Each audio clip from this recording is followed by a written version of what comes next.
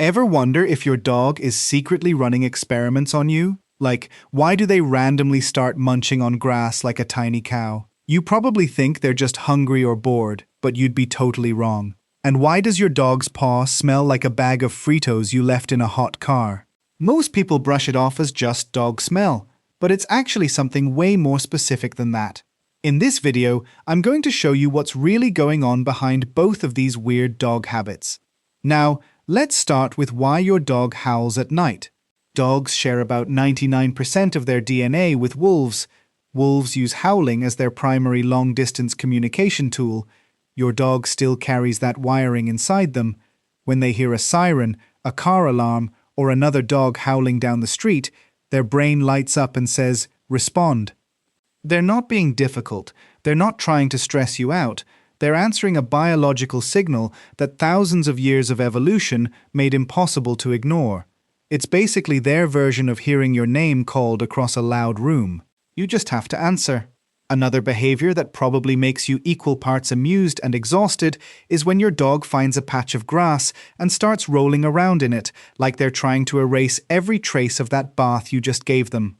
In the wild, dogs rolled in strong smells to cover their own scent and get closer to prey without being detected. Your dog is running that exact same instinct today. That patch of something dead, that muddy dip in the yard, that spot that smells like another animal was there recently. To your dog, that's not disgusting. That's a tactical upgrade. Their brain genuinely believes they just got smarter. Your nose has a completely different opinion. Then there's this quiet little thing your dog does that most people brush right past. The sigh. Not a sleepy sigh. A deliberate, slow exhale that lands right in the middle of a still moment. Dogs use sighing to communicate two very different things. A relaxed sigh after settling next to you means your dog feels completely safe and content. A heavy sigh paired with wide eyes and a long, unblinking stare at your face means something entirely different. That's your dog using one breath to say, "I need something and I will stare at you until you figure out what it is." Efficient, effective, slightly manipulative. Honestly impressive. Now, here's the one that makes people do a double take the first time someone points it out. Your dog's paws smell like Fritos. Not sort of, exactly like Fritos. And it comes down to two specific bacteria called Pseudomonas and Proteus. These bacteria live naturally on your dog's skin. They especially love the warm, moist spaces between the toes where sweat and heat collect. As they break down organic material on the skin, they release a yeasty, nutty byproduct that smells almost chemically identical to corn chips.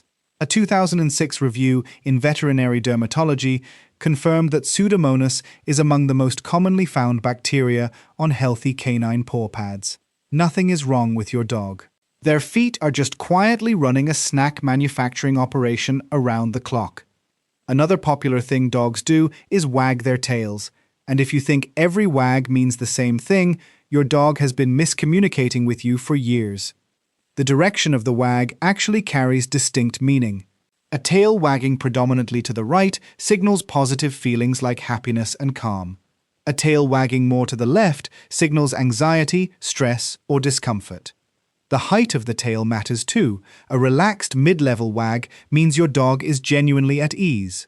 A stiff, high wag with slow movement can actually be a warning. And a fast, loose wag that involves their whole back half, that's pure, unfiltered joy. Your dog has been giving you detailed emotional reports this whole time. You just needed the decoder. Dogs go completely limp and blissful the moment you start rubbing their belly. And the science behind it is more interesting than you'd expect. A 2013 study in the journal Physiology and Behavior found that gentle stroking activates a specific type of sensory neuron called tactile afferents. These neurons are wired to send pleasure signals directly to the brain when stimulated.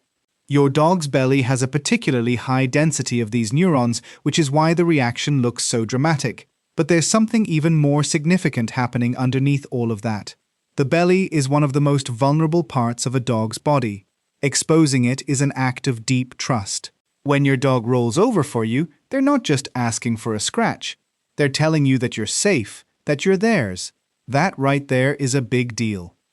Another behavior that can catch you completely off guard the first time is the hiccups. Your dog is sitting there looking perfectly fine, and then suddenly their whole body starts jolting in tiny rhythmic spasms. Puppies get hiccups far more often than adult dogs because their diaphragm is still developing and reacts more easily to irritation. Eating too fast, drinking too quickly, or getting hit with a sudden wave of excitement can all set off a diaphragm spasm. That spasm is the hiccup. It's almost always harmless. Most episodes wrap up on their own within a few minutes. Your dog isn't in pain, they're just temporarily at war with their own internal plumbing. If it goes on longer than an hour, call your vet. Otherwise, enjoy the show. Dogs treat a bone like it's the most valuable object in the known universe, and the reason runs deeper than just taste. Chewing releases a genuine flood of endorphins in your dog's brain.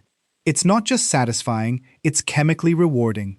In the wild, bones represented serious nutritional value. The marrow inside is packed with fat and calories that wild dogs depended on for energy and survival. That drive to chew and extract every last bit from a bone is still fully active in your dog today, even when they just finished a full meal. Chewing also reduces cortisol, the hormone tied to stress and anxiety. Your dog isn't being greedy or obsessive. They found something that makes their brain feel genuinely good, and they are protecting it accordingly.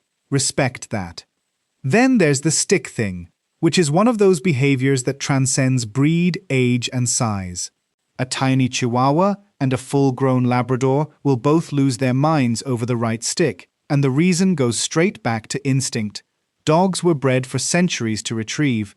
Carrying something in the mouth, especially something they found or caught, activates deep reward pathways in the brain. A stick also hits the perfect combination of size, weight, crunch, and portability that satisfies the jaw and the carry instinct at the same time. Your dog isn't pretending to hunt. On some level, their brain genuinely believes they just did something important. The bigger the stick they drag back to you, the more accomplished they feel. You will react with appropriate enthusiasm. This is not negotiable. Finally, the grass eating. This is the one that puzzles people the most, and honestly makes total sense once you understand what's actually going on. Your dog is not confused about being a dog. Grass eating is a well-documented self-regulating behavior that dogs have practiced for a very long time. Some dogs eat grass specifically to add roughage when their stomach feels unsettled. The grass stimulates the digestive tract and can help move things along or trigger vomiting to clear out whatever is causing discomfort. But here's the part that surprises most people. A study published in Applied Animal Behavior Science surveyed 1,571 dog owners and found that grass eating was reported in 79% of dogs, but only 22% of those dogs showed any signs of illness before eating it. That means the majority of dogs eat grass simply because they want to, not because something is wrong. Your dog might just enjoy the taste of fresh grass. They might be after the fiber. Either way, they're out there handling their own digestive wellness completely unprompted. No app, no subscription, no wellness coach, just a dog, a lawn, and an ancient internal system that quietly knows exactly what it's doing. Now you know exactly what your dog is trying to tell you, but understanding them is only half the job. So go ahead and check out our next video where we break down 12 simple ways to show your dog you love them in a language they actually understand. Miss this one, and you might be living with your best friend for years, never once saying "I love you" in a way they can actually feel.